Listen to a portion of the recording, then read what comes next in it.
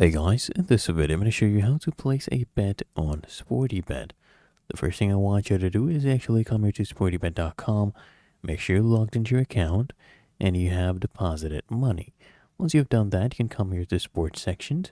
You can choose from any of these right here, or you can go ahead and click on the game option, and then go ahead and place bets on any of these games that they have available. You can also do live betting if you want. I'll show you an example with sports betting, and in this case, we'll do football. So we have these games that will happen tomorrow, okay, at these timings. So you can just come here and place your bets. So you can come here, click on these games. You can also do live betting right here. Click on any of those options. So let's say with this game, I'll click on it, and you can go ahead and view all the different market options that they have. So if you want team one to win, you just choose home. If you wanted to draw for the match, then you just click here to draw. You can do away or any of these options. They even have handicap options.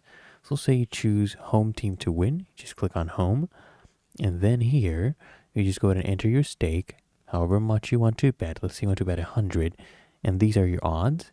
You'll see how much is your potential win, and then you just come here and click on place bet. That's all there is to it. If you found this helpful, make sure you smash the like button, subscribe to App Mentor.